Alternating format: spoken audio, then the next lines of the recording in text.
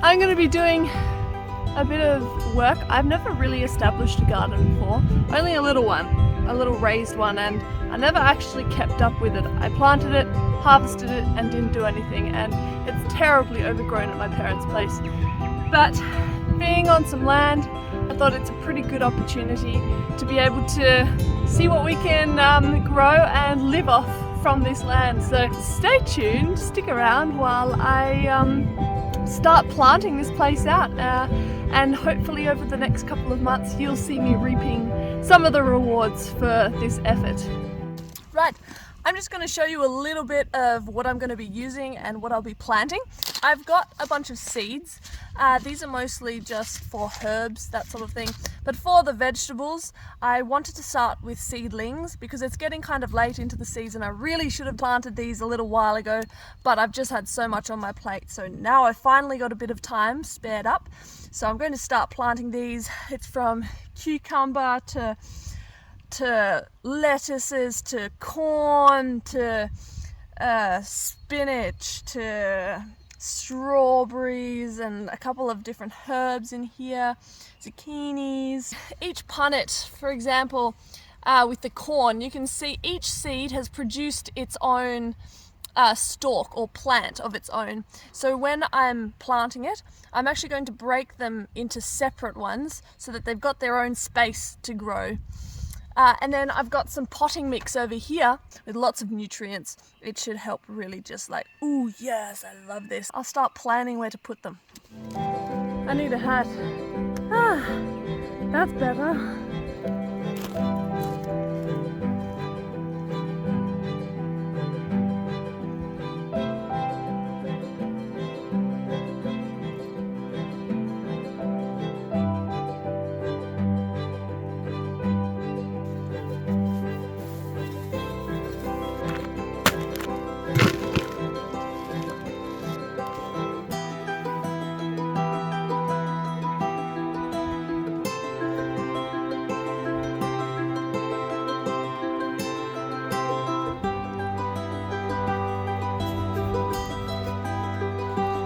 Now, a big key when getting a passion fruit is to make sure you don't get one with wild rootstock. So when you go to the plant shop, nursery, whatever, ask for a passion fruit without wild rootstock, because what you'll find is because of the wild rootstock, it's just going to spread and you will have tiny little plants popping up everywhere in your garden, everywhere, where you don't want them.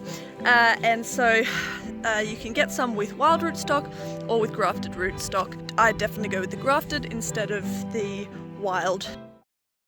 Can we please just appreciate the day? It is stunning. Look at that blue sky. I mean, you gotta give it to Tassie. I mean, it's pretty spectacular here.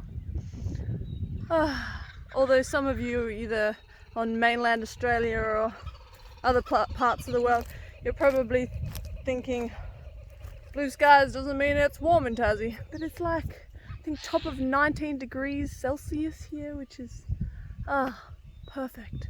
Mwah.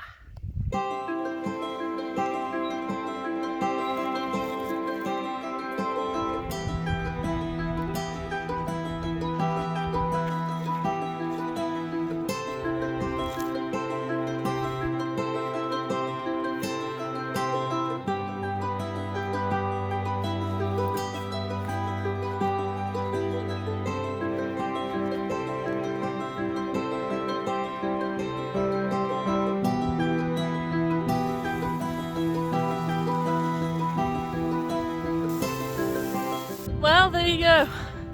It's pretty much been a day of beautiful weather. How blessed am I? Oh my goodness, wow. But yeah, I have pretty much planted all of it. It's over 100 plants that I just planted, because there's a bunch in each punnet, which I totally didn't even think about when I started. I was like, it'll be like an hour's job. Anyway, I'm learning. But it's been a beautiful opportunity to be in the sun, that's for sure. Yeah, so I'm gonna pack up now and see you in a bit.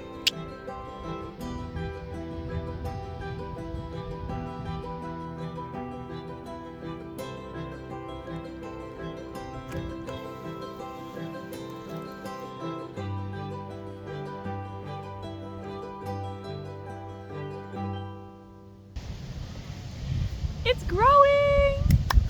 I'm so excited. There are some strawberries and blueberries in abundance. The lettuce is coming along. The radishes are like thriving. I'm getting excited. I think things are growing and I haven't killed too much yet, so I'm excited.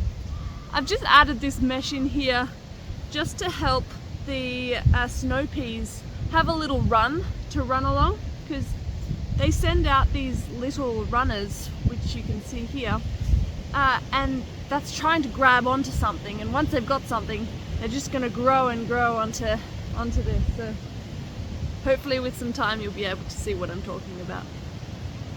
So exciting!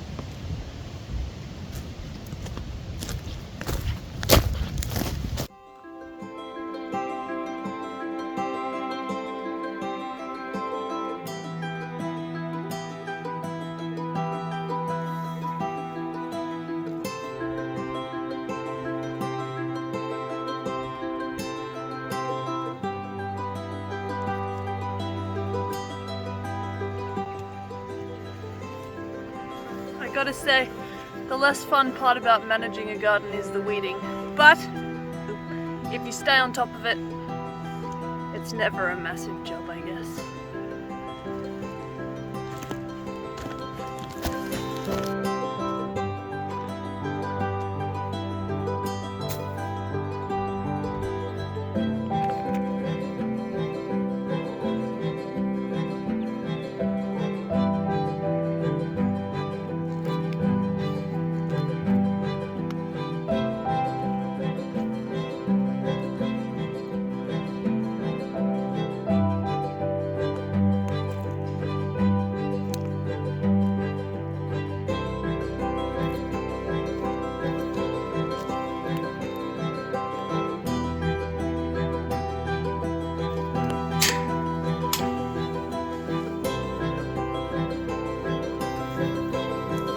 Well, I gotta say, everything has shot up in the last several weeks and it's crazy.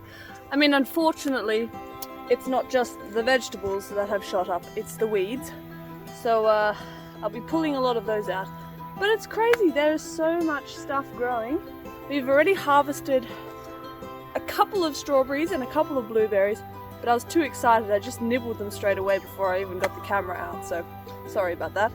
I've already had to start culling some silver beet and the spinach and the lettuce. I've been giving so much away, and we've been eating a bunch as well, but as long as you keep picking at it, it means hopefully it won't go to seed.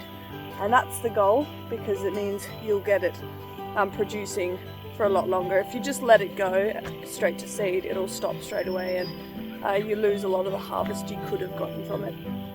Oh, I've got some tomatoes. That's so exciting. The radishes, they are... I'm learning a lot, but yeah, the radishes are shooting up. The corn, I'm so excited. The corn is growing really well. And the peas. There's so many flowers, which means so much more produce coming. It's good. It's so good. Update on the passion fruit. Unfortunately, we are having a bit of a slug problem, and so they have been eating holes in a bunch of leaves, and it just makes the plant struggle a lot. Today I'm going to be picking up some, they're called slug pellets, and I think it just deters them away. It's also really obvious in my broccoli as well, unfortunately. So hopefully when we get those pellets, will get rid of all the slugs. With carrots, radishes, any of the root vegetables, you can tell when they're ready because they start popping up at the surface and you can kind of start seeing them. And I was starting to see that with some of the carrots, but I've been pulling a couple of them out. Oops, that wasn't a good one, that was a weed. And they're quite small, and the reason these ones are small that I know of at the moment, I'm learning still, but I planted them very close together. Several of them are actually attached to other ones, and so the amount of energy and nutrients in the soil, instead of it going into one carrot, it's being spread amongst 2, 3, 4 in a clump, and so they're not going to grow as big.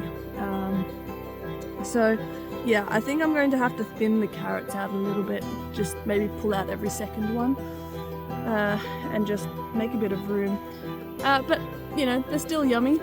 Give them a little wash and yeah, still carrots.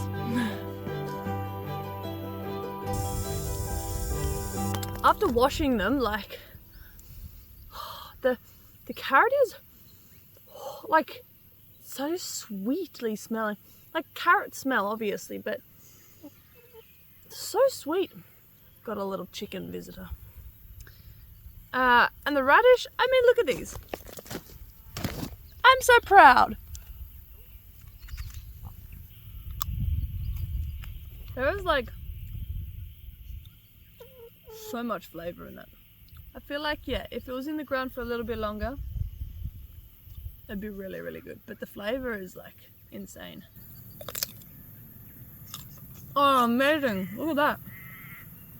Mmm.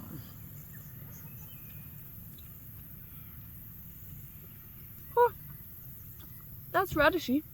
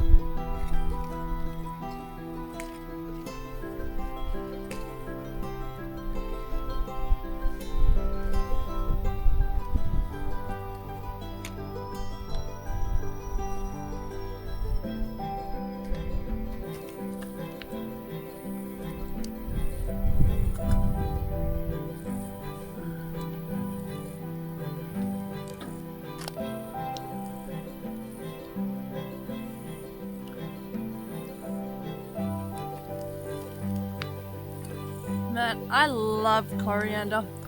This will make such good pesto.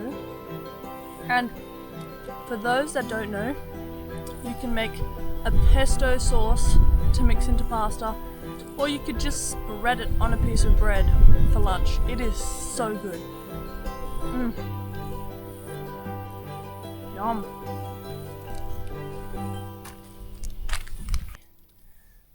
Oh! Don't lose that one.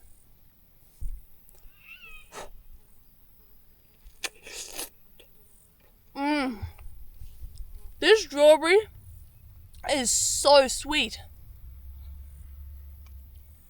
Oh, I genuinely think I tasted heaven. Oh my goodness. Yum.